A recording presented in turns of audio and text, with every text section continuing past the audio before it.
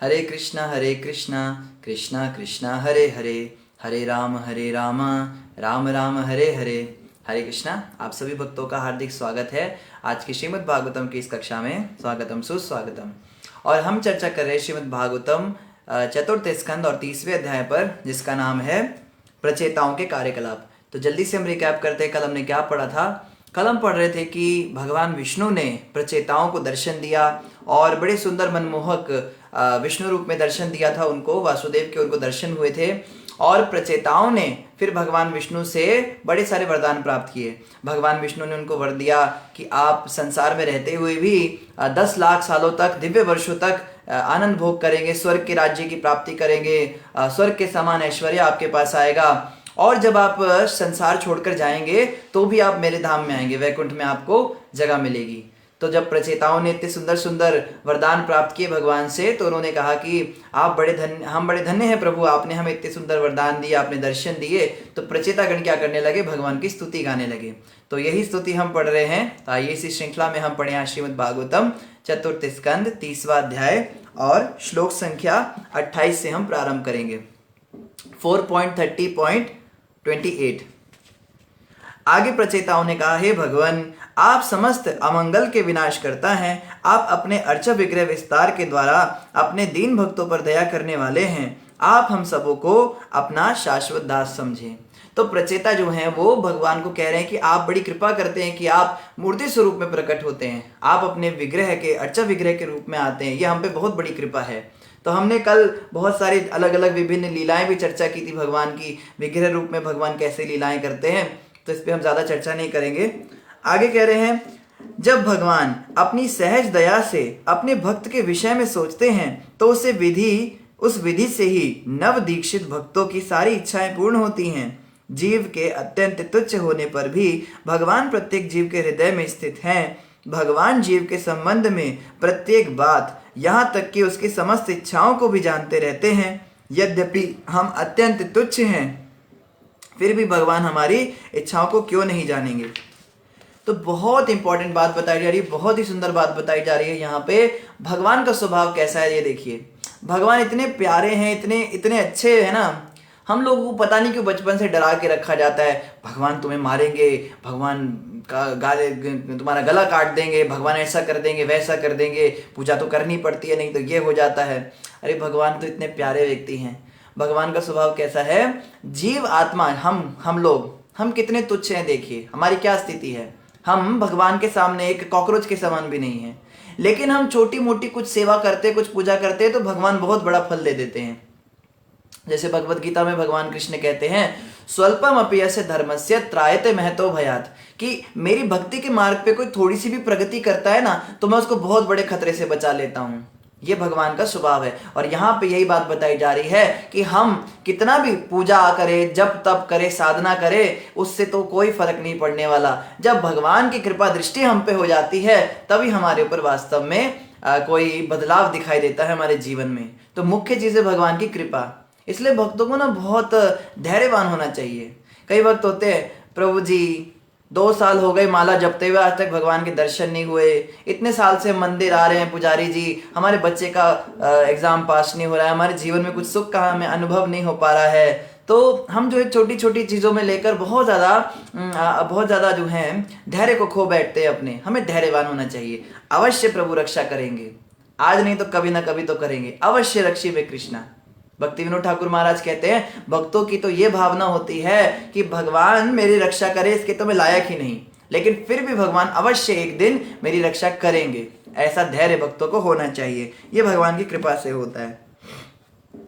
और आगे कह रहे हैं, हे जगत के स्वामी, आप भक्ति योग के वास्तविक शिक्षक हैं। हमें संतोष है कि हमारे जीवन के परम लक्ष्य आप हैं और हम प्रार्थना करते हैं कि आप हम पर प्रसन्न हो। यही हमारा अभीष्ट वर है। हम आपकी पूर्ण प्रसन्नता के अतिरिक्त और कुछ भी कामना नहीं करते।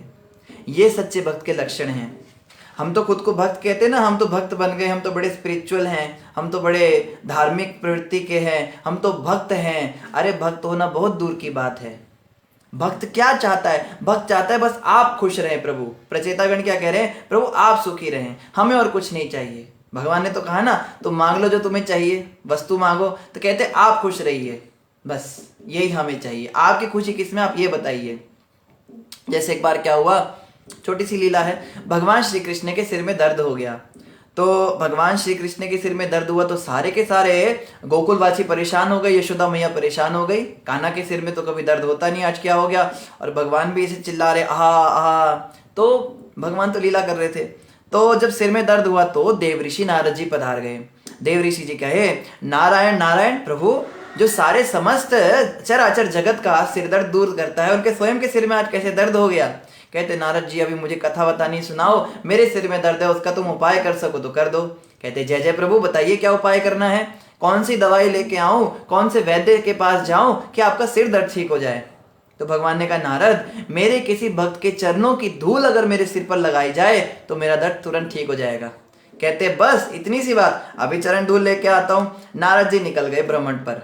तो पूरे के पूरे लोक के अंदर घूम कर आ गए। पहले तो ऋषि मुनियों के पास पहुंचे, वो जो पहाड़ों के ऊपर हिमालय की गुफाओं में कंदराओं में बैठे हुए तपस्या कर रहे थे, योग साधना कर रहे थे। उनको कहा अरे तुम जिसकी तपस्या कर रहे हो उसके सिर में दर्द हो गया है, और उसके सिर का दर्द कैसे ठीक होगा, तुम्हारे चरणों की धूल उनको चाहिए। कहते हैं आपका दिमाग ठीक है नारद जी, यहाँ पे तो पहले ध्यान नहीं लग रहा है, इतना समस्या हो रही है, हमारा भटक रहा है मन, ऊपर से आप जो थोड़ी बहुत हमारी उम्मीद बची है मुक्ति पाने की वो भी खत्म करने आ गए। अरे भला कोई अपने पैरों की धूल भगवान के सिर पे लगाएगा, नहीं नहीं नहीं हम नहीं कर सकते। नारद जी ने कहा नारायण नारायण। नारद जी पहुंच गए, संसार में आ गए, पूरी पृथ्वी पर आ गए। बहुत सारे भक्त पूजा पाठ कर रहे थे, सबको बोला कृष्ण भगवान को आपके चरणों की धूल चाहिए। कहते नहीं नहीं नहीं, नरक हम नहीं जाएंगे, तो नरक जाना पड़ेगा। तब नारद जी ने सोचा द्वारका में भगवान की रानियों के पास जाता हूँ। तो द्वारकाधीश भगवान की जो रानियां थी महलों के अंदर, उनको जाके पूछा नारद जी ने, रानियों आप अपने पति से प्यार करती हो ना। कहते हैं बिल्कुल नारद हम प्यार करते हैं, कोई इसमें डाउट थोड़ा है। कहते हैं ऐसे ऐसे हो गया, आपके चरणों की धूल चाहिए। नारद क्या कह रहे हो आप नारद मुनि, नहीं नहीं नहीं नहीं नहीं, अरे पाप लगेगा। कोई स्त्री भला अपने पति के सिर पे अपने पैर लगाती है, और वो भी जब पति पार ब्रह्म परमेश्वर हो, नहीं नहीं नहीं हमें नरक जाना पड़ेगा, ऐसे काम थोड़ा ना हम कर सकते हैं। तो नारद जी बड़े परेशान हुए। तो नारद जी ने सोचा चलो वैसे कोई उम्मीद तो नहीं है, ब्रिज में चलते हैं, वो जो ग्वालिनेर रहती है वहां पे गोपियां, उनका बड़ा गुणगान सुना है हमने। तो ब्रिज में आए तो वहां गोपियां जो है दूध बिलो रही थी, कोई कुछ कर रही थी। तो नारद जी ने आके बोला कन्हैया के सिर में दर्द हो गया, बस इतना सुनना था। आदि तो मूर्छित ही हो गई, आदि जो है आंसू बहाने लगी। कुछ ने नारद जी को आगे पकड़ लिया, नारद जी क्या हुआ हमारे कन्हैया को बताओ। कहते ऐसे ऐसे हो गया, भगवान के सिर में दर्द है, चरणों की धूली चाहिए किसी भक्त की। कहते बस इतनी सी बात, ये लो अभी लो। वो चरणों की धूली जो है इकट्ठे करके पूरा थैले के अंदर डालने लगी, सब के सब भर भर के देने लगी, और इतना बड़ा गट्ठाड़ा पकड़ा दिया नारद जी को, ये लो ले जाओ। कहते तुम्हारा दिमाग ठीक है, ये चरण की धूली अगर मैं भगवान के सिर पे लगाऊंगा तो तुम लोगों को नर्क जाना पड़ेगा, तुम्हारे भगवान की प्राप्ति करने के सपने खत्म। पता है गोपियों ने क्या कहा, नारद जी भगवान का दर्द तो ठीक हो जाएगा ना, कृष्ण को तो सुख मिलेगा ना। अगर कृष्ण को सुख देने के लिए हम नरक में भी चली जाए तो कोई बात नहीं, कृष्ण प्रसन्न होने चाहिए। तो नारद जी ने कहा धन्य हो गोपियों, धन्य है तुम्हारी भक्ति, इसीलिए भगवान कृष्ण तुम्हारा इतना नाम लेते हैं। तो नारद जी वो थैला लेकर फटाफट भगवान के पास आए, मस्तक पर चरण धूली लगाई, भगवान उठ के बैठ गए। कहते नारद बड़ी देर लगा दी तुमने लाने में। तो प्रभु क्या बताऊं, यहां गया वहां गया, अंत में गोपियों के पास मिला। तो भगवान कहते हैं नारद इतना ही तुमको चिंता थी, तुमने अपने चरणों की क्यों नहीं दे दी। कहते नारायण नारायण तो भगवान की जो है लीला ऐसे होती है। तो कहने का अर्थ क्या है, सबसे उच्च भक्त कौन सा होता है, सबसे शुद्ध भक्त वो होता है जो भगवान की प्रसन्नता के लिए नरक जाने को भी तैयार हो जाए। हम तो आज कहते हैं ना, मैं अपनी बात करता हूं, हम तो कहते हैं प्रभु नरक ना जाना पड़े, माँ के गर्भ में दोबारा ना आना पड़े, हमारी मुक्ति हो जाए, आपका धाम मिल जाए, इसलिए हम जप करते हैं, और ये ठीक भी है, इसमें कोई बुराई नहीं। लेकिन उत्तम भक्ति जो श्रेष्ठ भक्ति है वो तो ब्रिज गोपियों ने की है भगवान की, बिल्कुल क्या कहते हैं निष्काम भक्ति, मतलब निष्काम। मैं भक्ति तो करूं, बदले में कुछ इच्छा ना करूं। हम तो 10 रुपए का नोट भी चढ़ाते तो कहते प्रभु कम से कम 10 लाख का फायदा ही कर देना, ज्यादा कुछ नहीं। तो हम तो इतने ज्यादा सकाम कर्मी हैं, हम कहाँ भक्त हैं अभी। भक्त तो वो हैं जो निष्काम होते हैं। और प्रचेतागण आगे क्या कह रहे हैं, अतः हे स्वामी हम आपसे वर देने के लिए प्रार्थना करेंगे, क्योंकि आप समस्त दिव्य प्रकृति से परे हैं और आपके ऐश्वर्य का कोई अंत नहीं है, अतः आप अनंत नाम से विख्यात हैं। अभी हम आपसे प्रार्थना करेंगे वर देने के लिए, क्योंकि आप सब कुछ देने में समर्थ हैं। हम और किसी देवता के पास नहीं जाएंगे, क्योंकि हमें पता है कि वो देवता भी आपसे ही मांगकर हमको वस्तु देंगे, तो हम आपसे सीधे मांगेंगे। अभी देखते प्रचेता क्या मांगेंगे। हे स्वामी, जब भौरा दिव्य पारिजात वृक्ष के निकट पहुंच जाता है तो उसे कभी नहीं छोड़ता, क्योंकि उसे ऐसा करने की कोई आवश्यकता नहीं रह जाती। इसी प्रकार जब हमने आपके चरण कमलों की शरण ग्रहण की है तो हमें और क्या मांगने की आवश्यकता है। देखो ये मांग रहे हैं, हम आपसे ये मांगना चाहते हैं कि हम आपसे कभी कुछ ना मांगे। ये मांग, ये डिमांड है, भक्त ये मांगते हैं। अभी सोचिए अगर हमारे सामने अचानक से भगवान प्रकट हो जाएं, मैं बड़ा प्रसन्न हूं, तुमने बड़ी भक्ति करी, मांगो क्या मांगते हो। तो हमारे पास तो पहले से बहुत सारी लिस्ट तैयार है, ये दे दो, वो दे दो, ये है, वो है, जो भी हमारे दिमाग में चलता है। जिस समय हम जप कर रहे होते हैं ना, जप करते समय हम जिन जिन बातों का ध्यान करते हैं, एक्चुअली में वही हमारी असली डिमांड होती है। जब करते समय कोई ऑफिस के बारे में सोचता है, कोई घर के बारे में सोचता है, कोई किसी चीज के बारे में सोचता है, एक्चुअली में भगवान के प्रकट होने पर हम यही सब चीजें मांगेंगे। ये हमारी स्थिति है। लेकिन प्रचेतागण क्या मांग रहे हैं, हम आपसे कुछ नहीं चाहते, बस ऐसी कृपा कर दीजिए, हम आपसे कभी कुछ ना मांगे।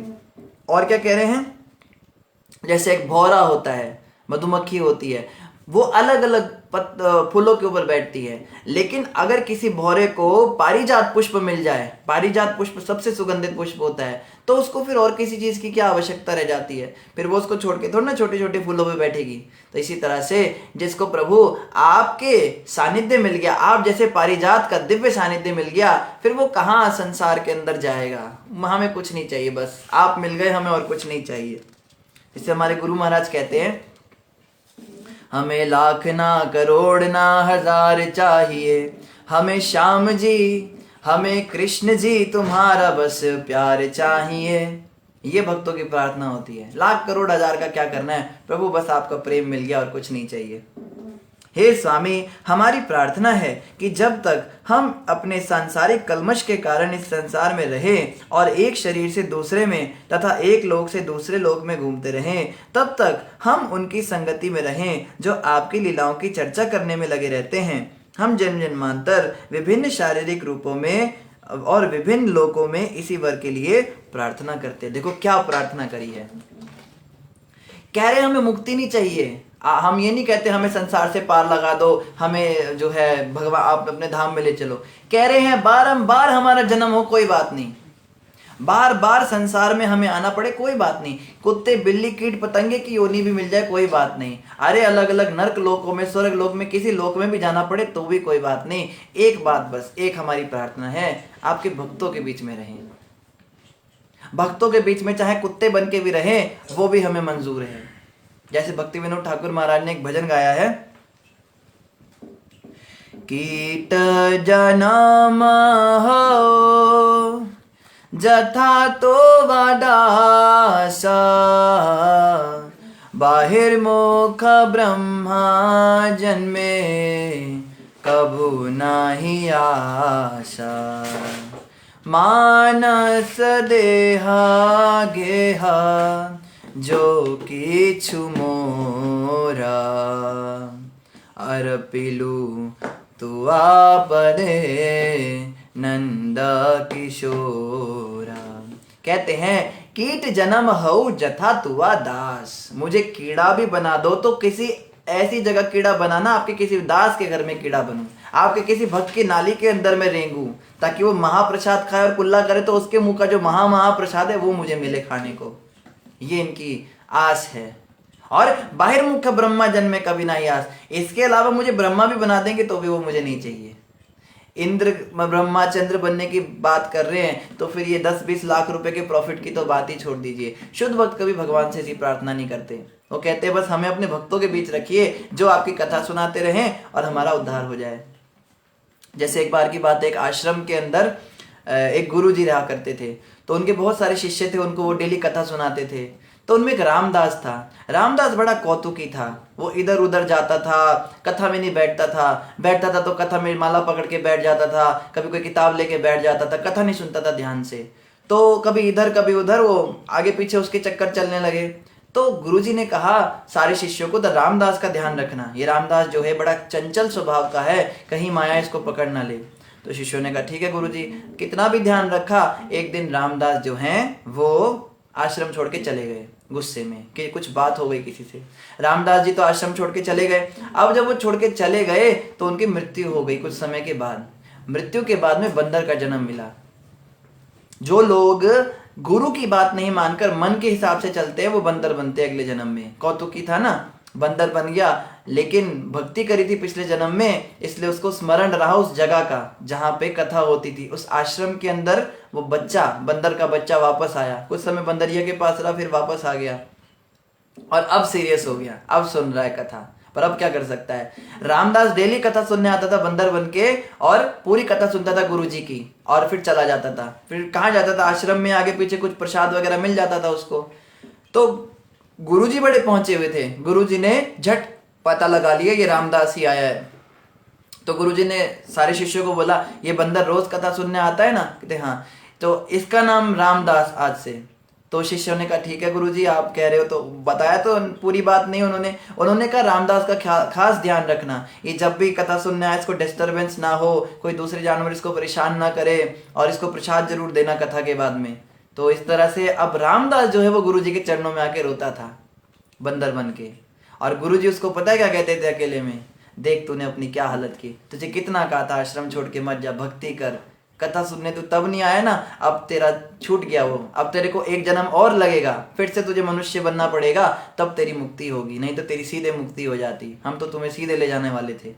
तो बहुत ध्यान रखना है इस बात का कि हमारे हाथ से अगर ये मनुष्य शरीर रूपी अमूल्य धन छूट गया फिर ये वापस नहीं मिलेगा, बहुत कष्ट हमें सहन करना पड़ेगा। फिर बाद में रामदास को मनुष्य शरीर मिला, गुरुजी तो चले गए, उनके विरह में बस रोता ही रहा जीवन भर, भक्ति की और भगवान की प्राप्ति करी।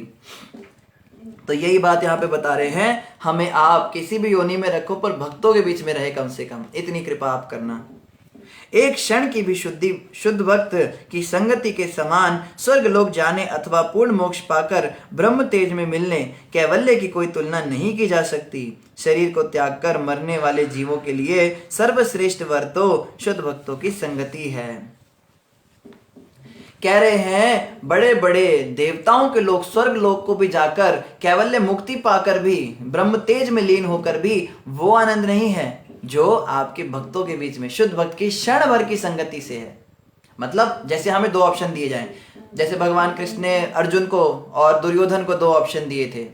भगवान कृष्ण शयन कर रहे थे अपने कमरे में, तो दुर्योधन आ गया, उसको मामा ने सिखाया था उसके कि कृष्ण भगवान से तुम सहायता मांगो, युद्ध में तुम्हारी मदद करें। तो आके खड़ा हो गया, सिर के पास खड़ा हो गया, भगवान तो सो रहे थे। तो इतनी देर में अर्जुन भी आ गया, अर्जुन जो है वो भगवान के चरणों के पास खड़े हो गए।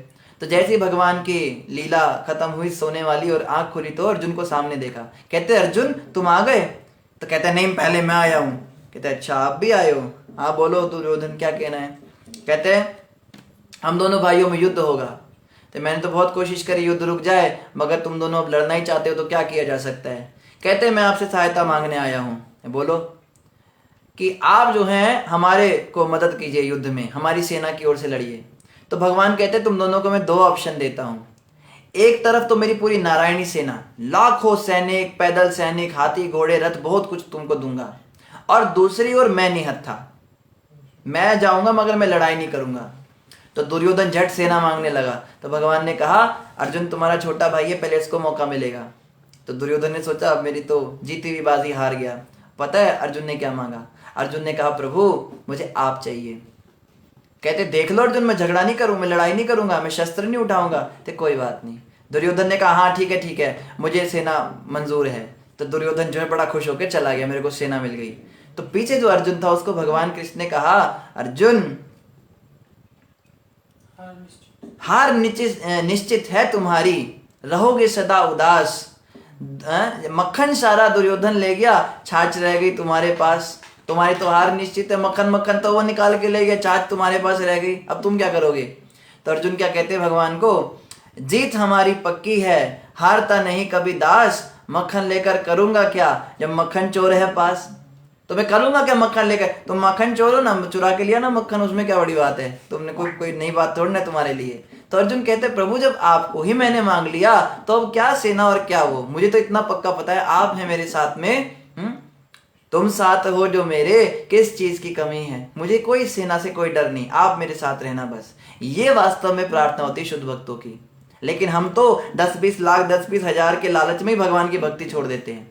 प्रभु जी मेरी जॉब लग गई ना, क्या करूं, मुझे टाइम नहीं मिलता माला करने का। प्रभु जी मेरी शादी हो गई ना, मेरी पत्नी को समय देना पड़ता है, बच्चे भी बड़े हो रहे हैं, वो मैं मंदिर नहीं आ सकता, मैं संडे प्रोग्राम में नहीं आ पाऊंगा टेम्पल में। क्या हो गया प्रभु जी, वो ना मेरे रिलेशन में किसी की शादी है, वहां जाना है। हम तो इन छोटे छोटे टॉफियों के लिए ही भगवान की भक्ति छोड़ देते हैं, और यहाँ पे शुद्ध भक्त जो इतने बड़े बड़े लालच को भी जो है त्याग रहे हैं। स्वर्ग लोक का राज्य, ब्रह्म लोक का राज्य अगर हमें दे दिया जाए तो हमारे तो पागल ही हो जाएंगे। हम तो कहेंगे लो जी भक्ति दे दो राज्य दे दो। दुर्योधन वाली बुद्धि है हमारी। पर वास्तव में प्रचेतागण क्या कह रहे हैं, हमें आप चाहिए प्रभु, हमें कुछ नहीं चाहिए, बस हमें आप चाहिए। आगे क्या कह रहे हैं, जब भी दिव्य लोक की कथाओं की चर्चा चलती है, श्रोतागण भले ही क्षण भर के लिए क्यों ना हो समस्त भौतिक तृष्णाएं भूल जाते हैं। यही नहीं, आगे से वे एक दूसरे से ना तो वैर करते हैं, ना किसी कुंठा या भय से ग्रस्त होते हैं। तो भक्तों के अंदर ये गुण विकसित होने चाहिए। पहला तो कुंठा नहीं होनी चाहिए। कुंठा मतलब कलेश, जहां जाए कलेश करे। इसको देखा, उसको जो सेवा दो वहां पे वो गड़बड़ करेगा। उसको जो है किचन में भेज दो तो झगड़ा करेगा किचन के अंदर। उसको भगवान के मंदिर में भेज दो, विग्रह कक्ष में भेज दो, वहां झगड़ा कर देगा। उसको सफाई करने के लिए भेज दो, सफाई वालों से झगड़ा कर देगा। उसको जहां भेजो वहीं झगड़ा कर देगा। ये होते कलेश दास होते हैं ये। लेकिन हमें ऐसा नहीं बनना, हमें जो है कुंठा से रहित होना है। दूसरा क्या गुण बताया भक्तों का, वैर भाव। एक दूसरे से वैर भाव नहीं होना चाहिए हमारा। ये बहुत बीमारी हमारे अंदर है। छोटी छोटी बातों पे झगड़ा करेंगे। तुमने मेरे कपड़े पहन लिए, तुम मेरे कमरे में कैसे घुस गए, मेरे घर में मुझसे बिना पूछे कैसे आ गए, मेरी प्लेट में कैसे खा लिया तुमने, तुमको इतनी अकल नहीं है, मैं अभी यहाँ पे बैठा हुआ माला जप रहा हूँ, तुम मुझसे बातें किए जा रहे हो। दुनिया भर की बातें, झगड़ा करेंगे, बहुत बहुत ज्यादा झगड़ा करते छोटी छोटी बातों पर। इन चीजों से हमें ऊपर उठना पड़ेगा और समस्त भौतिक तृष्णाओं को भूल जाना है। ये चाहिए वो चाहिए, सामान की तो लिस्ट आती है बाप रे, लंबी लंबी डिमांड। ये चाहिए मुझे शैम्पू चाहिए, तेल चाहिए। भक्तों को जो है इन चीजों से दूर रहना है, तृष्णाओं से ऊपर उठना है। मेरा शरीर बहुत सारी डिमांड करेगा पर मैंने इसकी डिमांड पूरी नहीं करनी। मेरी इंद्रियां बहुत डिमांड करेंगी, मैंने वो डिमांड पूरी नहीं करनी। मेरा मन बहुत डिमांड करेगा, कहेगा घूमने चलो, गाड़ी लाओ, एसी लाओ, हीटर लाओ, और कान कहेगा म्यूजिक सुनना है, कुछ चलो कहीं सुनने के लिए। आंखें कहेंगी कुछ दृश्य देखने की इच्छा है। हमें इसकी इन तृष्णाओं को पूरा नहीं करना, इन चीजों से ऊपर उठना है। पर इन चीजों से हम कैसे ऊपर उठ पाएंगे, यहाँ बताया जा रहा है, जो नियमित रूप से आपके दिव्य लोक की कथाओं की चर्चा सुनेगा उसके अंदर ये होगा। नहीं तो बस ये ला दो वो ला दो, इससे झगड़ा करो उसको झगड़ा करो, जहां जाता है वहीं मुंह काला करके आता है। उसको लेक्चर करने बिठा दो, प्रवचन करने, जो 4-5 लोग आते हैं वो भी भाग जाते हैं, वो भी दोबारा आते नहीं। ऐसा लठमार प्रचार कर देता है उनको। ऐसे लोग जो होते हैं, ऐसे जो भक्त लोग होते हैं, उन्हें चाहिए कथा सुने। कथा सुनने के लिए केवल बैठे नहीं, केवल टाइम पास करने के लिए सुने उसको। कई भक्त लोग माला लेके कथा में बैठ जाते हैं, जब कर रहे हैं कथा सुनने पता ही नहीं चलता, वो सुनने की रुचि नहीं है। अब कथा के अंदर रुचि नहीं होती फिर क्या होता है, कुंठा होती है, फिर ये सब लक्षण प्रकट होते हैं। तो भक्तों को चाहिए विशेष रूप से, जो भक्ति में आगे बढ़ना चाहते हैं, भगवान की कथा के समय कुछ और काम ना करें, कोई भी काम नहीं। कोई तो फल सब्जी लेके बैठ जाएंगे, वो पत्ते तोड़ते रहेंगे, कथा भी चल रही है भागवत की, वो पत्ते तोड़ रहे हैं। इन चीजों से हमें बच के रहना है। हमें जिस समय, कई माताएं कहती है प्रभु जी हम ना आपकी कथा लगा लेते हैं और हम घर का काम करते रहते, किचन का काम करते रहते हैं। मैं कहा बहुत बढ़िया माता जी, ऐसे किया करो, सालों साल बीत जाएंगे, क्या क्या परिवर्तन दिखेगा। तो हमें कोशिश करनी, कथा हमें बहुत ध्यान से सुननी चाहिए। और कथा सुनने से क्या होगा, ये सारे लक्षण स्वतः प्रकट हो जाएंगे। कुंठा भी खत्म हो जाएगी, झगड़े फसाद भी खत्म हो जाएंगे और तृष्णाएं भी समाप्त हो जाएंगी। यहाँ जहाँ भक्तों के बीच भगवान के पवित्र नाम का श्रवण तथा कीर्तन चलता रहता है, वहाँ भगवान नारायण उपस्थित रहते हैं। सन्यासियों के चरम लक्ष्य भगवान नारायण ही हैं और नारायण की पूजा उन व्यक्तियों द्वारा इस संकीर्तन आंदोलन के माध्यम से की जाती है जो भौतिक कलमश से मुक्त हो चुके हैं। वे बारंबार भगवान के पवित्र नाम का उच्चारण करते हैं। देखो भागवत में भी ये बात बार बार आ रही है। सारे शास्त्र यही कहते हैं, भगवान का नाम जपिए, भगवान का नाम जपिए। इस कलयुग के अंदर और कोई रास्ता नहीं है, कोई रास्ता नहीं है, कोई रास्ता नहीं है। क्या कहा जाता है शास्त्रों के अंदर, हरेर नाम हरेर नाम हरेर नामैव केवलम कलौ नास्तैव नास्तैव नास्तैव गतिरन्यथा। कोई रास्ता नहीं है। हरि नाम जपिए, हरि नाम जपिए। हरे कृष्ण कृष्ण कृष्ण हरे हरे, हरे राम राम राम हरे हरे। इस महामंत्र का जाप कीजिए। इस महामंत्र के जाप से हमारी शुद्धि होगी। कलयुग में और कोई दूसरा रास्ता नहीं है। और यहाँ पे कह रहे हैं, जिन जगहों पे भगवान के कीर्तन चलते हैं, जिन जगहों पे भगवान के नामों का जाप होता है, उनकी कथा का श्रवण और कीर्तन होता है, चाहे वो फेसबुक ही क्यों ना हो, वहां पे भगवान उपस्थित रहते हैं। जैसे भगवान से नारद जी ने पूछा, हे प्रभु आप कहाँ पे रहते हो? तो भगवान कहते हैं, ना हम वसामि वैकुंठे, मैं वैकुंठ में नहीं रहता नारद। योगी नाम हृदयेषु चा, मैं योगियों के हृदय में भी नहीं रहता हूं। नारद जी ने पूछा, फिर कहाँ रहते हो?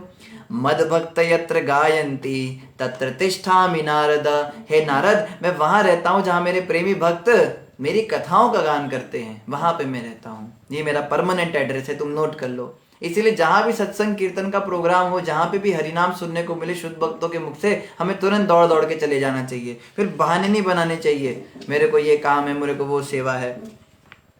हे भगवान, आपके पार्षद तथा भक्त संसार भर में तीर्थ स्थानों तक को पवित्र करने के लिए भ्रमण करते रहते हैं। जो इस संसार के से भयभीत हैं, क्या ऐसा कार्य इन सब के लिए रुचिकर नहीं होता?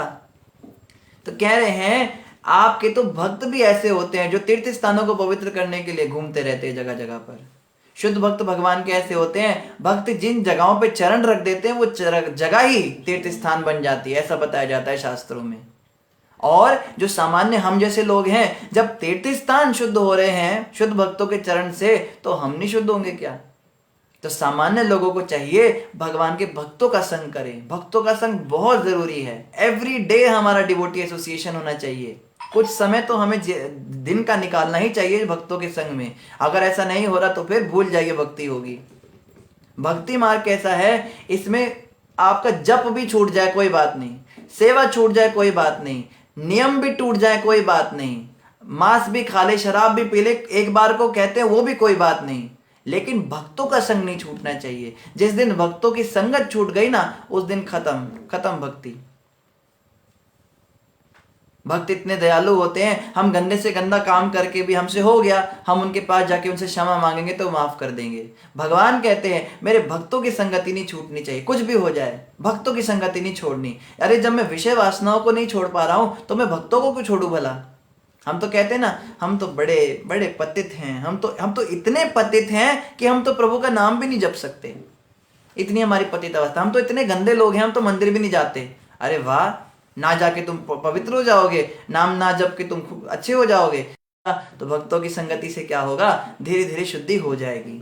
देखो, माँ के पेट से तो कोई शुद्ध होके निकलता नहीं, सब हम लोग पाप करते हैं, सबको अपना अपना पता होता है। पाप करना कोई बड़ी बात नहीं है, हाँ पाप ना करूं ऐसा संकल्प करना बड़ी बात है। हमें कम से कम कोशिश करनी है, सोचना है कि मैं आगे से काम ना करूं, गलत काम मुझसे ना हो। और भक्तों की संगति में अगर हम रहेंगे तो भक्त लोग अपने आप हमें शुद्ध कर देंगे। और आगे यहाँ पे क्या कह रहे हैं, हे भगवान, हम भाग्यशाली हैं कि आपके अत्यंत प्रिय तथा अभिन्न मित्र शिवजी की क्षण भर की संगति से हम आपको प्राप्त कर सके हैं। आप इस संसार के असाध्य रोग का उपचार करने में समर्थ सर्वश्रेष्ठ वैद्य हैं। हमारा सौभाग्य था कि हमें आपके चरण कमलों का आश्रय प्राप्त हो सका। कह रहे हैं, आपके शुद्ध भक्त, आपके मित्र, अभिन्न मित्र शिवजी की हमें संगति प्राप्त हुई, उसके कारण आज हमें आप मिले हैं। तो शिवजी जो हैं वो भगवान के बहुत बड़े भक्त हैं, वो भक्ति को देने वाले हैं। अगर कोई शिवजी की भी पूजा करता है ना, शिवजी की भी भक्ति करता है निष्काम भाव से, कुछ मांगता नहीं शिवजी से बदले में, तो शिवजी उसको कृष्ण भक्ति दे देते हैं। ये शिवजी की महानता है। तो ये नहीं है कि हम तो विष्णु के भक्त हैं, हम शिव का मुख भी नहीं देखेंगे, हम उनका नाम भी नहीं लेंगे, और तुमने शिव का नाम ले लिया अब तुम्हें भगवान की प्राप्ति नहीं होगी। मूर्ख हैं वो लोग। जो राम का भजन करके शिव से द्रोह करते हैं, उसे तो राम सपने में भी नहीं पसंद करते हैं। बहुत ध्यान रखना है। वैष्णवों के तो सरताज होते हैं शिव जी की कृपा से ही तो हमें भक्ति मिलेगी। और आगे कह रहे हैं, आप जो हैं आप ऐसे वैद्य हैं जो संसार के बड़े से बड़े रोगों का निवारण कर देते हैं। जैसे हमारे गुरु जी एक भजन गाते हैं, तेरे सबे दुखा दा दारू एको पुड़ी राम नाम दी, राम नाम दी कृष्ण नाम दी, तेरे सबे दुखा दा दारू एको पुड़ी राम नाम दी।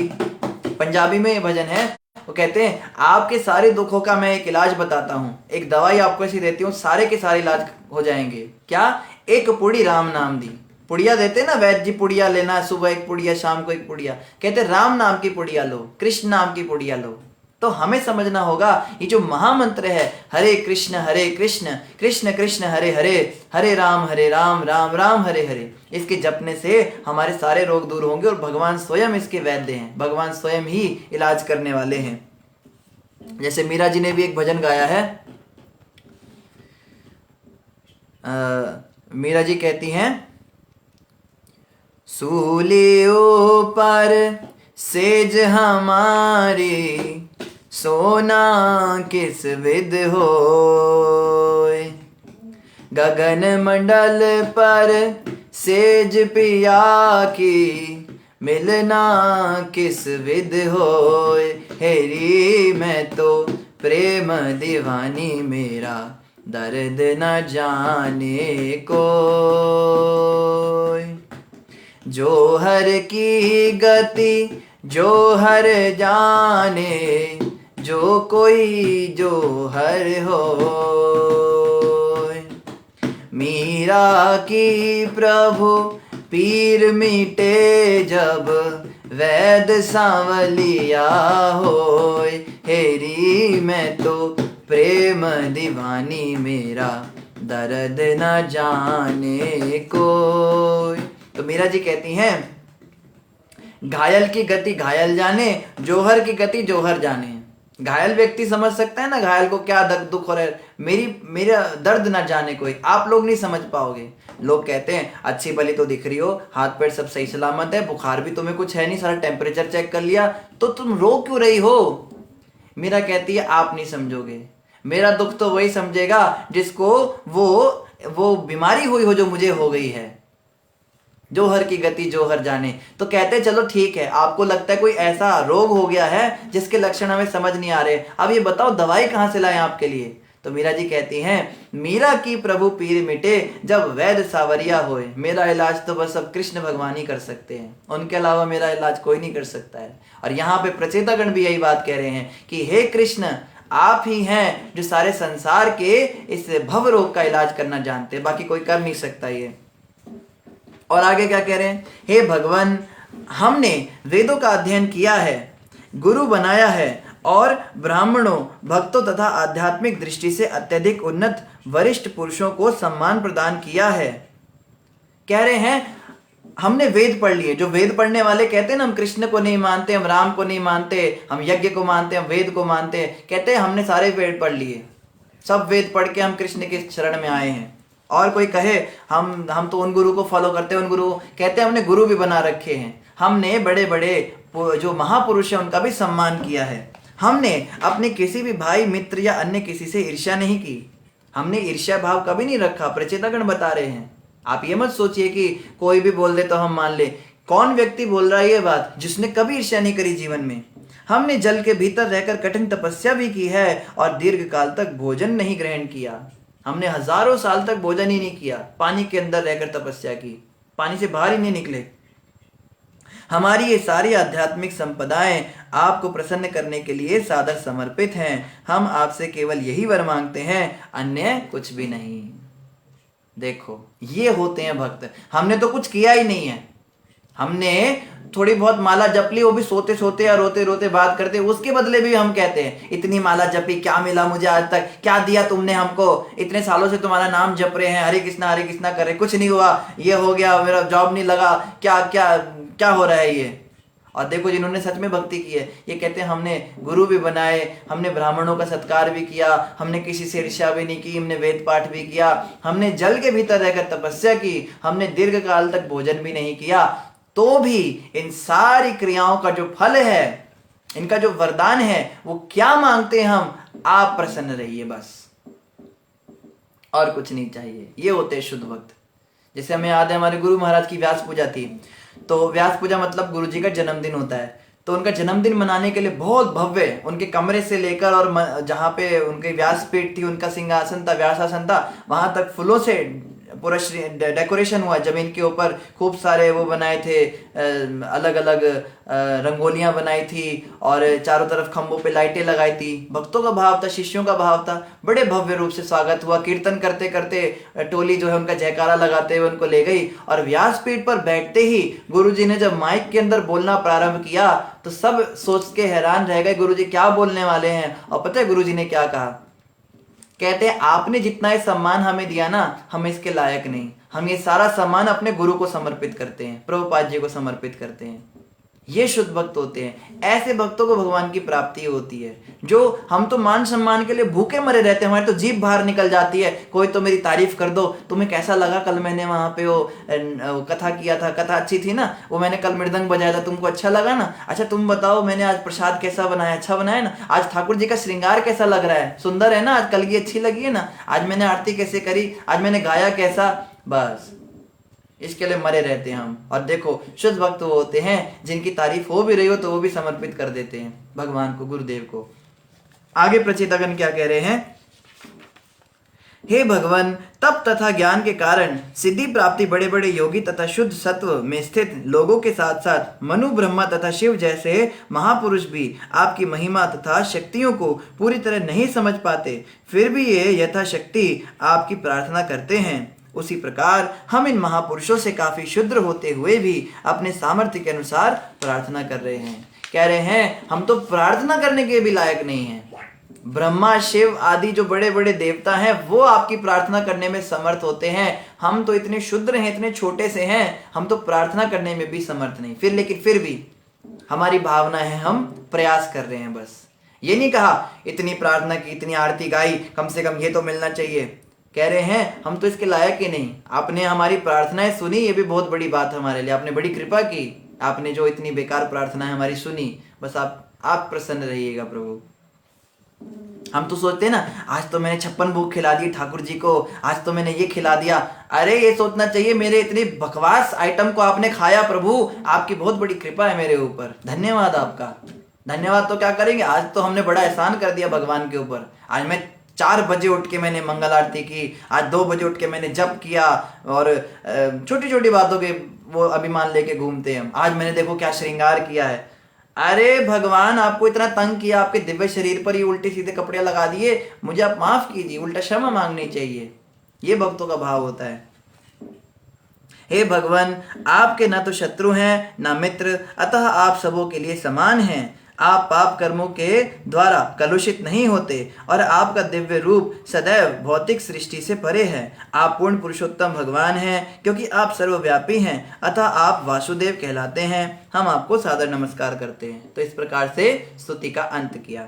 मैत्रेय उवाच, मैत्रेय महर्षि ने आगे कहा, हे विदुर, इस प्रकार प्रचेताओं द्वारा संबोधित तथा पूजित होकर शरणागतों के रक्षक भगवान ने कहा, तुमने जो कुछ मांगा है वह पूरा हो। भगवान ने क्या कहा? तथास्तु।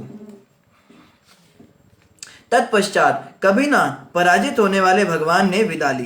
प्रचेतागण उनसे विलग नहीं होना चाह रहे थे क्योंकि उन्होंने जी भरकर उन्हें नहीं देखा था। इतनी लंबी स्तुति गा दी, इतना देर तक देखते रहे, पर कह रहे मन नहीं भरा था उनका। पर भगवान ने कहा तथास्तु, तुमने जो मांगा है वो तुम्हें मिले, और भगवान ने विदा ली। तत्पश्चात सभी प्रचेता समुद्र के जल से बाहर निकल आए। मतलब भगवान ने समुद्र के जल के अंदर ही उनको दर्शन दिए थे। तब उन्होंने देखा कि पृथ्वी स्थल पर सारे वृक्ष बढ़कर काफी ऊंचे हो चुके हैं, मानो वे स्वर्ग के मार्ग को रोकना चाहते हों। इन वृक्षों ने सारे पृथ्वी तल को आच्छादित कर रखा था। उस समय प्रचेता अत्यंत कुपित हुए। तो प्रचेता जिस समय गए थे धरती के अंदर, उस समय तो कोई झाड़ी और पेड़ थे नहीं, लेकिन जब वो बाहर निकले तपस्या करके तो उन्होंने क्या देखा, बहुत सारे जंगल बन गया है, बड़े बड़े वृक्ष हो गए हैं, और वहां पे बड़े वो कुपित हो गए, बड़े गुस्सा हो गए उस जगह पर। फिर क्या हुआ? हे राजन, प्रलय के समय शिवजी क्रोध में आकर अपने मुख से अग्नि तथा वायु छोड़ते हैं। प्रचेताओं ने भी पृथ्वी तल को पूर्णतः वृक्ष रहित करने के लिए अपने मुखों से अग्नि तथा वायु निकाली। देखो ये होता है, ज्यादा भजन करने से, तपस्या करने से अहंकार जरूर आ जाता है, और कुछ आए ना आए। मैं तो इतनी माला करता हूँ, मैं तो इतना कीर्तन करता हूँ, मैं तो इतना सुंदर श्रृंगार करता हूँ, मैं तो अंदर विग्रह सेवा करता हूँ, मैं तो भोजन बनाता हूँ सबके लिए। छोटी छोटी बातों के अहंकार। और देखो अहंकार आती क्या हुआ, अहंकारी विमूढ़ आत्मा। भगवान कृष्ण कहते हैं अहंकारी विमूढ़ आत्मा क्या होता है, कर्ता कर्ता हम इति मन्यते, अपने आप को कर्ता समझ बैठता है। खैर ये तो विमूढ़ आत्मा नहीं है, ये तो प्रचेतागण भक्त है भगवान के, मगर हमें सिखाने के लिए ये अभिनय कर रहे हैं। इन्होंने क्या किया, मुंह से आग निकाल दी और हवा निकाल दी और सारे जितने पेड़ थे पूरी पृथ्वी के सबको राख करने के लिए इन्होंने ऐसा किया। हे राजन, यह देखकर कि पृथ्वी के सारे वृक्ष जलकर राख हो रहे हैं, ब्रह्मा जी तुरंत राजा बर्हिष्मान के पुत्रों के पास आए और उन्होंने तर्कपूर्ण शब्दों से उन्हें शांत किया। ब्रह्मा जी कहते हैं क्या कर रहे हो, ये इसके लिए मैंने तुम्हें अंदर भेजा था, तुम सारे पेड़ मेरे जला रहे हो, मैंने इतनी मुश्किल से लगाए हैं। बचे हुए वृक्षों ने प्रचेताओं से डरकर ब्रह्मा की राय से अपनी कन्या को लाकर तुरंत उन्हें दे दिया। तो ब्रह्मा जी ने उनको रोक दिया, तो जितने बचे कुछ पेड़ थे उन्होंने क्या किया, उन सबकी जो कन्या थी वृक्षों की, वही कन्या याद कीजिए जो भगवान ने कहा था उसका रिश्ता तुम्हें आएगा, उस कन्या को उसे अर्पित कर दिया, उन प्रचेताओं को दे दिया। ब्रह्मा के आदेश से समस्त प्रचेताओं ने उस कन्या को अपनी पत्नी के रूप में स्वीकार कर लिया। तो यहाँ पे वर्णन आ रहा है सारे प्रचेताओं ने एक ही कन्या से शादी करी। जैसे हम द्रौपदी माता के केस में सुनते हैं कि उनके 5 पति थे, तो यहाँ तो काफी सारे पति हो गए एक ही स्त्री के। इसका मतलब शास्त्रों में ये बात लिखी, ऐसा हो सकता है गुरु की आज्ञा से, अगर गुरु की आज्ञा हो तो ऐसा किया जा सकता है। इस कन्या के गर्भ से ब्रह्मा के पुत्र दक्ष ने जन्म लिया। ब्रह्मा के पुत्र दक्ष ने जन्म लिया। दक्ष को मारिश के गर्भ से इसलिए जन्म लेना पड़ा क्योंकि उसने महादेव जी शिव जी की आज्ञा का उल्लंघन तथा अनादर किया था, फलतः उसे 2 बार शरीर त्यागना पड़ा। तो शास्त्रों के अंदर बहुत सारी और भी बीच बीच में कथाएं आ जाती हैं। अब इस कथा को जानने के लिए हमें किसी और पुराण में जानना पड़ेगा, वहां जाना पड़ेगा कि हुआ क्या था, दक्ष कैसे यहाँ पे आ गया बीच में, और उसको 2 बार क्यों जन्म लेना पड़ा, और ब्रह्मा जी के पुत्र के रूप में कैसे आ गया। ये कन्या तो ब्रह्मा ने उनको शादी के लिए दी थी। तो ये सारे थोड़े सस्पेंस रहेंगे, इस पे हम ज्यादा डिटेल में जाएंगे नहीं, पर प्रभुपाद जी का थोड़ा तात्पर्य पढ़ लेते हैं। इस प्रसंग में महद अवज्ञानात शब्द महत्वपूर्ण है। राजा दक्ष ब्रह्मा के पुत्र थे, ये तो हमें पता है, राजा दक्ष ब्रह्मा के ही पुत्र थे। अतः पूर्व जन्म में वे ब्राह्मण थे, किंतु महादेव जी का अपमान या अनादर करके अब्राह्मण की तरह आचरण करने के कारण उन्हें क्षत्रिय के वीर्य से जन्म लेना पड़ा, अर्थात वे प्रचेताओं के पुत्र बने। तो उन्होंने जो पाप कर्म किया था शिव जी को वो देकर, श्राप देकर, उसके कारण इन्हें क्षत्रियों के वीर्य से जन्म लेना पड़ा। यही नहीं, शिव का अनादर करने के कारण उन्हें स्त्री के गर्भ में जन्म धारण करने का कष्ट सहना पड़ा। पिछली बार तो ब्रह्मा जी से ऐसे ही प्रकट हो गए थे, ब्रह्मा जी ऐसे फूंक मार देते तो बच्चे पैदा हो जाते, इस बार 9 महीने गर्भ में रहना पड़ा। एक बार वे शिव जी के अनुचर वीरभद्र द्वारा दक्ष की यज्ञशाला में मारे गए, इतना काफी न था, अतः उन्हें फिर से मारीश के गर्भ से जन्म लेना पड़ा। दक्ष यज्ञ तथा विध्वंसक घटनाओं के अंत में दक्ष ने शिव जी की प्रार्थना की, यद्यपि उन्हें शरीर त्याग कर क्षत्रिय के वीर्य से गर्मित स्त्री के गर्भ से जन्म लेना पड़ा, किंतु शिव जी की कृपा से उन्हें सारा ऐश्वर्य प्राप्त हुआ। तो जिस समय उन्होंने अपराध किए थे उस समय शिव जी से माफी भी मांगी थी, उस माफी के कारण क्या हुआ, दक्ष को जन्म तो लेना पड़ा स्त्री के गर्भ से, लेकिन पैदा होते उन्हें सारा का सारा ऐश्वर्य मिल गया। अब जो जिसके इतने सारे बाप होंगे और सारे पूरी दुनिया के राज उनके पास होगा, तो उनके बेटे की तो चांदी हो जाएगी ना। ये भौतिक प्रकृति के सूक्ष्म नियम है। दुर्भाग्यवश इस आधुनिक युग के लोग नहीं जानते कि नियम किस प्रकार चलते हैं। तो ये इस प्रकार से ऐसे हुआ था। उसका पूर्व शरीर विनष्ट हो चुका था, किंतु उसी दक्ष ने परमेश्वर की प्रेरणा से चाक्षुष मनवंतर में समस्त मनोवांछित जीवों की सृष्टि की। तो चाक्षुष मनवंतर में उसने ऐसा किया था। जन्म लेने के बाद अपनी अद्वितीय शारीरिक कांति के कारण दक्ष ने अन्य सबों की शारीरिक कांति को ढांप दिया। चूंकि वह सकाम कार्य करने में अत्यंत पटु दक्ष था, इसलिए उसका नाम दक्ष पड़ा। इसलिए दूसरे जन्म में भी उसका नाम दक्ष ही पड़ा। इसलिए ब्रह्मा ने उसे जीवों को उत्पन्न करने तथा उनके पालन के कार्य में लगा दिया। समय आने पर दक्ष ने अन्य प्रजापतियों को भी उत्पत्ति तथा पालन के कार्य में नियुक्त कर दिया। तो समय के साथ क्या हुआ, दक्ष ने और भी प्रजापतियों को लगाया। इसी के साथ हमारा अध्याय 30 संपूर्ण हुआ। अभी हम अध्याय 31 पढ़ेंगे। अध्याय 31 का नाम है प्रचेताओं को नारद का उपदेश। मैत्रेय उवाच, महान संत मैत्रेय ने आगे कहा, तत्पश्चात प्रचेता हजारों वर्ष तक घर में रहे और आध्यात्मिक चेतना में पूर्ण ज्ञान विकसित किया। अंत में उन्होंने उन्हें भगवान के आशीर्वादों की याद आई और वे अपनी पत्नी को अपने सुयोग्य पुत्र के जिम में छोड़कर घर से निकल पड़े। तो उन्होंने क्या किया, घर में रहे बहुत सालों तक, और जो उनके पुत्र थे उस पुत्र को, अपनी पत्नी को छोड़ा, और कुछ समय को, बड़े समय घर में रहने के बाद फिर घर को छोड़कर निकल पड़े। देखो, घर में रहना बुरा नहीं, घर में जाया किस लिए जाता है कि समय आने पर उससे बाहर भी निकला जाए। इसे गृहस्थ आश्रम कहते हैं। गृहस्थ आश्रम का यह मतलब नहीं होता कि बस घर में घुस गए तो अब चिपके रहेंगे घर से, प्राण भी घर में ही निकल रहे हैं। गृहस्थ आश्रम में कुछ समय के लिए रहा जाता है, फिर समय रहते उसको छोड़ना भी चाहिए ताकि संन्यास आश्रम की ओर भी हम बढ़ सके। प्रचेतागण पश्चिम दिशा में समुद्र तट की ओर गए जहां जाजली ऋषि निवास कर रहे थे। उन्होंने वह आध्यात्मिक ज्ञान पुष्ट कर लिया जिससे मनुष्य समस्त जीवों के प्रति संभाव रखने लगता है। इस तरह वे कृष्ण भक्ति में पटु हो गए। तो जाजली ऋषि जो थे उनके साथ उन्होंने वहां पे संग किया और उससे वो कृष्ण भक्ति में पटु हो गए। भक्ति जो होती है ना, वो भक्तों के बीच में रहकर होती है। हम ये नहीं कह सकते हम घर में रहकर ग्रंथ पढ़ के भक्ति में पटु हो जाएंगे। भक्तों के साथ हम नहीं रहना चाहते, हमें भक्तों का संग पसंद नहीं, हम अकेले रहना चाहते हैं। अकेले अकेले रहेंगे। आश्रमों के अंदर भी आकर भक्त लोग अकेले अकेले रहते हैं। उन्हें अलग कमरा चाहिए, अलग अलमारी चाहिए, अलग बिस्तर चाहिए, अलग खाने पीने का सिस्टम चाहिए, पर्दा उनका चारों तरफ लगा रहता है। अकेले अकेले अकेले अकेले भक्ति नहीं होती है। भक्ति का मतलब होता है भक्तों के संग में रह के भक्ति करना। कोई भक्त कहते हैं भक्तों के बीच में रहते तो अपराध हो जाते हैं ना, हमसे दिल दुख जाते हैं, भक्तों का झगड़े हो जाते हैं। तो ना रहेंगे भक्त ना होंगे अपराध। हम भक्तों को छोड़ के चले जाएंगे, वाह भैया, भक्तों को ही छोड़ देगा तो तेरा क्या कल्याण होगा। भक्तों के बीच में रहकर प्रभुपाद जी जब इस संसार से जा रहे थे तो अंतिम समय पे प्रभुपाद जी ने, जब वो शरीर छोड़ रहे थे बिस्तर पे, तो उन्होंने यही बोला जाते समय पे कि नेवर लिव डिवोटी एसोसिएशन, भक्तों का संग कभी मत छोड़ो। ये प्रभुपाद जी के अंतिम उपदेश थे हमारे लिए। तो इस बातों को हमें ध्यान रखना है, भक्तों का संग बहुत जरूरी है। भक्ति में जिसको आगे बढ़ना है उसके लिए, जिसको मनमानी करनी है उसके लिए नहीं। वो फिर मनमानी करे नरकों में जाए, उसका कुछ नहीं हो सकता। योग आसन का अभ्यास कर लेने पर प्रचेताओं ने प्राणवायु, मन, वाणी तथा बाह्य दृष्टि को वश में करना सीख लिया। इस तरह प्राणायाम विधि से वे भौतिक आसक्ति से पूर्ण रूप से मुक्त हो गए। सीधे बैठकर वे परम ब्रह्म में अपने मन को केंद्रित कर सके। जब वे यह प्राणायाम कर रहे थे तो देवताओं तथा असुरों दोनों द्वारा पूजित वंदित नारद मुनि उन्हें देखने आए। अब नारद मुनि फिर से आ गए प्रचेताओं के पास। जब वो भक्ति में पटु हो गए जाजली ऋषि के साथ में, तो नारद जी ने उन्हें आके क्या कहा, प्रचेताओं ने जो ही देखा कि नारद मुनि आए हुए हैं, वे नियम अनुसार तुरंत अपने आसनों से खड़े हो गए। यथा अपेक्षित तुरंत उन्हें नमस्कार किया तथा उनकी पूजा करने लगे। और जब उन्होंने देखा कि वे ठीक से आसन ग्रहण कर चुके हैं तो उन्होंने उनसे प्रश्न पूछना प्रारंभ किया।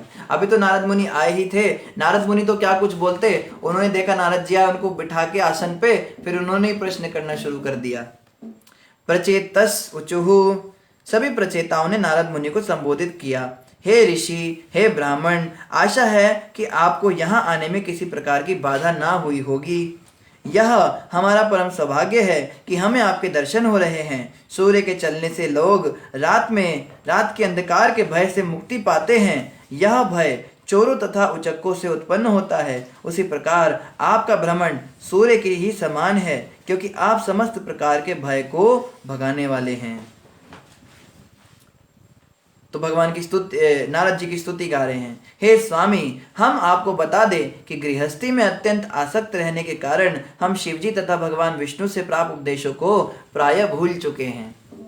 कह रहे हमें शिवजी ने बड़े अच्छे उपदेश दिए थे, भगवान विष्णु ने भी बहुत अच्छी बात कही थी, पर क्या करें, हम घर गृहस्थी में इतने फंस गए, इतने उलझ गए घर के कामों में, हम भूल गए।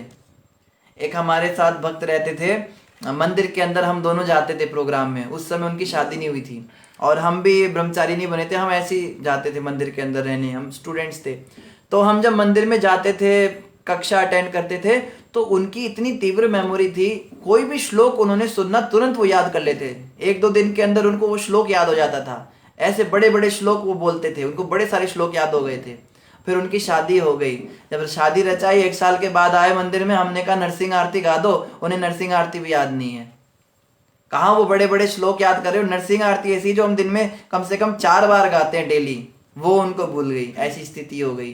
तो घर गृहस्थी में जाके प्राय लोग सब भूल जाते हैं सारे उपदेश। तो यहाँ पे कह रहे हैं प्रभु कृपा करो, नारद जी आप आए, हम तो पता नहीं भूल से गए, क्या क्या हमने सुना था, अब आप दोबारा से कृपया करके हमें रिवाइज करा दीजिए। हे स्वामी, हमें दिव्य ज्ञान से प्रकाशित कीजिए, जो उस प्रकाश स्तंभ की तरह कार्य कर सके, जिससे हम अविद्या रूपी संसार सागर को पार कर सकें। तो जैसा कई लोग कहते हैं कि इंजीनियरिंग की पढ़ाई होती है, डॉक्टरी की पढ़ाई होती है, या फिर क्लर्क की पढ़ाई होती है, जज की पढ़ाई होती है, उसमें बस एक बार की मेहनत होती है, लिखना पढ़ना, खूब सारी किताबें पढ़ना, ये सब करना, जैसे तैसे करके एग्जाम में उल्टी करके आ जाना, नंबर आ गए, डिग्री आ गई, बस अब खत्म, सर्टिफिकेट लगा दिया दीवार पे, अब कर रहे हैं अपना काम। एक तो वो तरीका होता है, पर भक्ति ऐसा नहीं कि यहाँ पे बस गीता पढ़ी, भागवत पढ़ी, ये पढ़ा, वो सब समझ में आ गया, कथा वथा करनी सीख गए, अपना दीक्षा लिया गुरु से और बस बैठ गए आराम से। फिर उसके बाद जीवन भर हमें इन उपदेशों को याद रखना पड़ता है। यहाँ पे डेली पढ़ाई करनी पड़ती है। भागवत श्रवण और गीता का पाठ तो रोज होना चाहिए, भागवत का पाठ ये तो रोज होना चाहिए, जब तो रोज होना चाहिए। भक्ति मार्ग ऐसा नहीं कि खूब सारा कर दिया और पहुंच गए, यहाँ तो रोज रोज रोज रोज वही काम करना होता है। और वहां की तरह नहीं होता, वहां तो फ्रस्ट्रेशन हो जाती है, दिमाग खराब हो जाता है आदमी का, पढ़ पढ़ के पागल हो जाता है। लेकिन गीता भागवत हर दिन नया लगता है। जैसे जैसे हमारी भक्ति आगे बढ़ती है, हरि नाम में हमें रुचि आने लग जाती है। वही महामंत्र जिसको हम जपने का मन नहीं करता था, अब मन करने लगता है, अब तो आनंद आने लगता है, इतना रसास्वादन होता है, जीवा बिल्कुल रस से भर जाती है, इतना आनंद आता है शुद्ध भक्तों को। भगवान की कथा सुनने में दो कान तो कम लगते हैं। भक्त कहता है प्रभु 2 कान क्यों दिए, कम से कम 1000 कान देने चाहिए थे, तृप्ति नहीं हो रही है कथा सुन के, ऐसा भी समय आता है। लेकिन ये रेगुलर करने वाले को आएगा, जो रेगुलर हरिनाम जपेगा। हरे कृष्णा कृष्णा कृष्णा हरे हरे, हरे राम राम राम हरे हरे। तो इस महामंत्र का जाप आप सभी कीजिए और इसी प्रकार से कथा श्रवण करते रहिए, कथा में जुड़े रहिए। तो बहुत जल्दी हमारे चतुर्थ स्कंद समाप्त हो जाएगा। मेरे ख्याल से कल में चतुर्थ स्कंद जो है समाप्त हो जाएगा। फिर हम पंचम स्कंद प्रारंभ करेंगे और 5वां स्कंद जब हम प्रारंभ करेंगे तो उन्हीं दिनों में हमारी रिवीजन क्लास होगी। प्रथम, द्वितीय, तृतीय और चतुर्थ चारों स्कंद हम एक क्लास के अंदर रिवाइज करेंगे। तो आप में से जो भक्त रिवीजन करना चाहते हैं वो सुन लीजिएगा, और जिन्होंने सुना ही नहीं शुरुआत से, जिन्होंने बीच से ज्वाइन किया है, आप उन रिवीजन क्लासेस में आइएगा तो पूरी कथा दोबारा से सुनने को मिलेगी। इन्हीं शब्दों के साथ आप सभी का धन्यवाद। किसी बात का कोई प्रश्न हो तो आप कमेंट पर डाल दीजिएगा, आपको कमेंट पर ही उसका उत्तर मिल जाएगा। हरे कृष्णा। शिला प्रभुपाद की जय। गौर भक्त वृंद की जय। ग्रंथराज श्रीमद् भागवतम महापुराण की जय। हरे कृष्णा।